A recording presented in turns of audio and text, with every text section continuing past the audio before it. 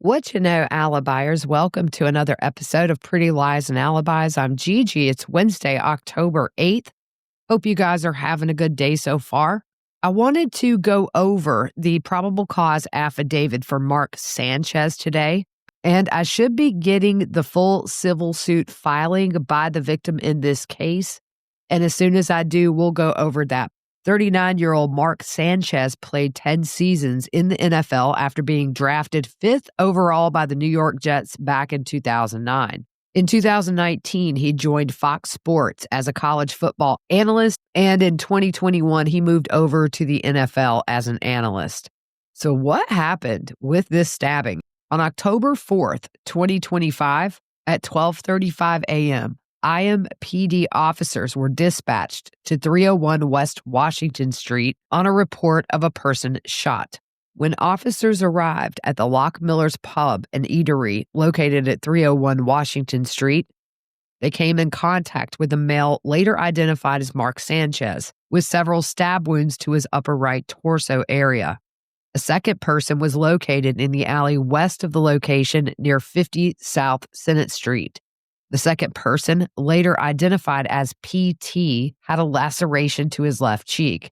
He is 69 years old. Medics were called, and Sanchez and the victim, identified as PT, were transported to the hospital. An aggravated assault detective was requested to be paged through control by an officer on scene, and Detective Joshua Staten was paged at 12:54 a.m.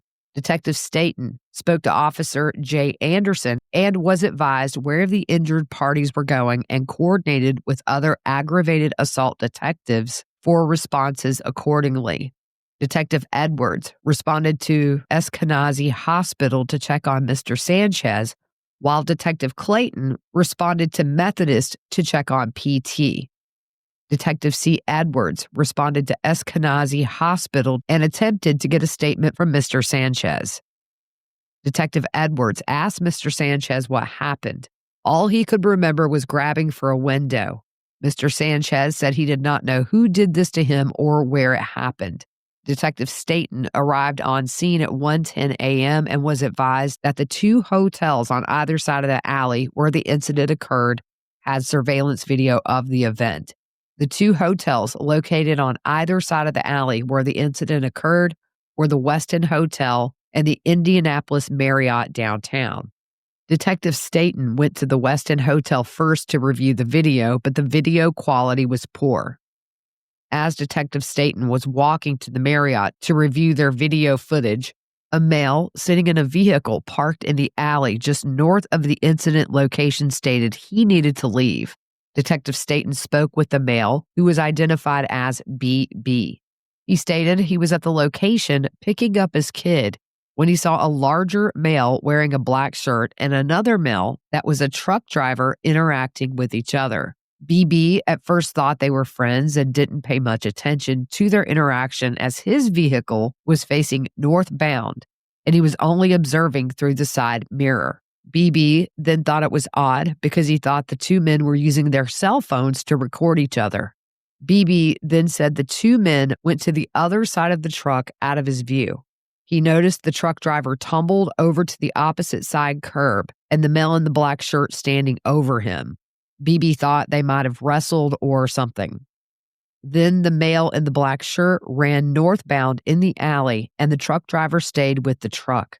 BB did not see anything further and said he did not know what was happening, but assumed it was kind of serious because police started to show up. Detective Staten then released BB from the scene. Detective Staten relayed this information about the two parties involved, possibly recording each other based on BB's statement. And Detective Sergeant Gray then applied for and was granted a search warrant to collect Mr. Sanchez's phone and clothes from the hospital. The warrant was granted, and Detective Edwards collected the items, signed a chain of custody voucher, and transported them back to the aggravated assault office, where Detective Staten later took custody and placed the items in the property room. Detective Staten then reviewed the video from the Indianapolis Marriott downtown. He saw a male, believing to be Mark Sanchez, jogging northbound in the alley from the direction of Maryland Street. Mr. Sanchez runs towards a large box truck that is backed into the loading docks at the Westin Hotel and goes behind the truck and then reappears, still heading northbound. Mr. Sanchez then heads to West Washington Street and is out of view for a little while. Mr. Sanchez then reappears heading southbound and approaches the delivery truck again and goes behind it before reappearing and approaching the driver's door. It should be noted at this time that PT is an employee for a company that specializes in commercial cooking oil recycling and disposal. PT was backed into the loading dock area at the Westin performing his assigned duties when he was encountered by Mr. Sanchez. Mr. Sanchez approached the driver's door of the truck and opened the door and began conversation with PT. Mr. Sanchez and PT stand by the driver's side door for a few minutes, and then PT walks over towards the security office doors of the Marriott. At this time, PT is out of view of the camera and Mr. Sanchez is seen standing near the front of the truck. Moments later, PT reappears and walks towards the passenger side of the truck, and Mr. Sanchez follows him. Then PT is seen walking back around to the driver's side, and Mr. Sanchez is right behind him. The two appear to have an interaction at the driver's side door, and then PT walks back towards the front of the truck. Mr. Sanchez is following again, and PT is seen walking backwards away from Mr. Sanchez. PT and Mr. Sanchez are now seen moving around in the front area in front of the truck. Then PT darts towards the driver's side door again. Mr. Sanchez is seen running after PT, and the video shows Mr. Sanchez grabbing and throwing PT towards the wall of the Westin. It appears that the two men are now fighting between the large metal green dumpster and the truck. The fight continues up against the dumpster, and then as a vehicle is driving southbound in the alley, the two men continue fighting and are now moving out towards the middle of the alley. Mr. Sanchez is seen throwing PT to the ground on the west side of the alley just as the car passes. PT stands up from the ground, and Mr. Sanchez is standing there for a brief moment before turning and running northbound towards West Washington Street. Detective Staten took a statement from PT on October 4th. On October 4th at the aggravated assault office around 8 p.m. PT's statement closely matches the video Detective Staten watched from the Marriott. PT said Mr. Sanchez opened the driver's side door and PT exited the truck. Mr. Sanchez and PT had a conversation where Mr. Sanchez told PT that he could not be there at the loading dock and that Mr. Sanchez had spoken to the manager of the hotel. PT did not have his hearing aids in because the truck is very loud when he is exchanging the frying oil for the hotel. So he had to lean in close to Mr. Sanchez to hear him. When PT leaned in, he stated Mr. Sanchez smelled of alcohol and his speech was slurred. PT was confused and stated he needed to contact his manager to find out what exactly was going on. PT described Mr. Sanchez, whom he did not recognize, as well-dressed and groomed, so PT assumed he could be the manager of the hotel.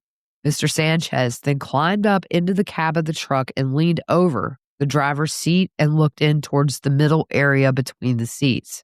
PT told Mr. Sanchez he was not allowed to be inside of the truck, and Mr. Sanchez came down. Mr. Sanchez kept repeating that he had spoken to the manager and they did not want PT to do that, meaning replace the fryer oil. Mr. Sanchez then tried again to get into the truck, and PT stated again he could not let him in the truck. PT said that he knew at this time he had a problem. PT tried to get a cell phone from the truck, and Mr. Sanchez blocked him from trying to call his manager. PT then walked around the front of the truck, and Mr. Sanchez followed him but stood near the front of the truck. PT is seen walking westbound off camera to the opposite loading dock area of the Indianapolis Marriott downtown. PT stated he knew that entry point was the security office for the Marriott, so he was attempting to flag down one of the security officers to help him with Mr. Sanchez. PT then walked towards the passenger side of the truck, and Mr. Sanchez walked with him. PT attempted to get into the passenger side of the truck, but was blocked by Mr. Sanchez. PT walked back around to the driver's side and again attempted to get his cell phone from inside the cab of the truck. But Mr. Sanchez shoved PT back. PT realized things had escalated and he was now in physical danger. So he reached into his pocket, grabbed his pepper spray, and sprayed Mr. Sanchez in the face.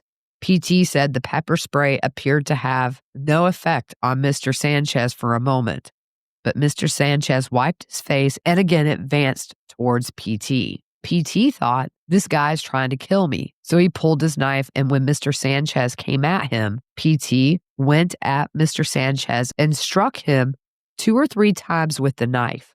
PT said he found himself flying back into the dumpster and falling onto the pallets on the ground. While he was on the ground, PT was not aware of what Mr. Sanchez was physically doing to him, whether he was punching him or otherwise striking him. While PT was on the ground, he could only see the feet of Mr. Sanchez coming at him, making PT realize that he was in a life or death situation. Somehow, PT made it to his feet, and when Mr. Sanchez came at PT, he stabbed Mr. Sanchez the last time. The next thing PT knew was Mr. Sanchez looked at him with a look of shock. He slowly turned around, and Mr. Sanchez took off northbound in the alley. Officer Mark Myers, an evidence technician, processed the scene, taking photos and collecting evidence, which was taken to the property room. A search warrant was applied for the box truck by Detective Sergeant Gray and granted under cause for the collection of the knife that was located on the driver's seat. Mark Sanchez was placed under arrest for felony battery, unlawful entry into a motor vehicle, and public intoxication. Even with those charges, the incident is still under investigation, and they're waiting on toxicology reports, and more charges could be forthcoming. Now, if convicted, felony battery can be up to 6 years in prison. The victim's attorney told TMZ that he's released from the hospital, recovering, and hopeful that he will regain function, his ability to speak. Right now, he's having a real difficult time communicating because of the large gash on his face that affected his jaw, tongue, and mouth. He's just at home resting, but we expect further medical treatment and ongoing treatment well into the future. He added that his client can speak right now, but it's just so slurred and labored for him, just because of all of the trauma to his mouth and cheek. He also said that Mr. Tole will not be able to attend his son's wedding this weekend as a result of what he's been through. He said he expects further medical treatment and an ongoing treatment for him well into the future. He added that psychological injuries are also a concern. He's just thankful to be alive. One thing about Mr. PT, he had just received his citizenship in September of this year. A former teammate of Sanchez said the incident was completely out of character for him. Now, he did have an initial hearing scheduled for Tuesday, but the judge granted a motion to waive that hearing. It's been rescheduled for November 5th at 1 p.m. And the last I heard as of yesterday, he is still in the hospital. Mark's brother, Nick, said, "This has been a deeply distressing time for everyone involved. Mark and our family are incredibly grateful for the concern, love, and support we've received over the past few days. Mark remains under medical care, the serious injuries he sustained, and is focused on his recovery as the legal process continues."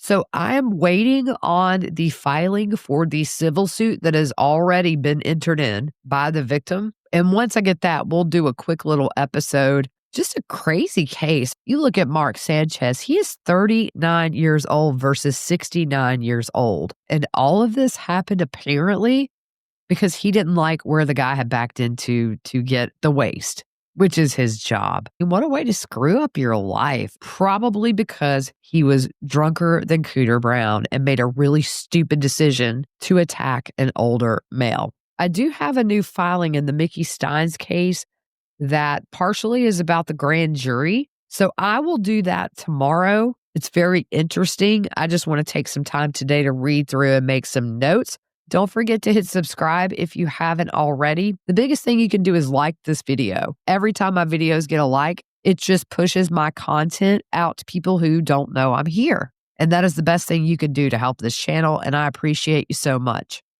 That is it for today. I hope you guys have a good rest of your afternoon, and we will see you soon.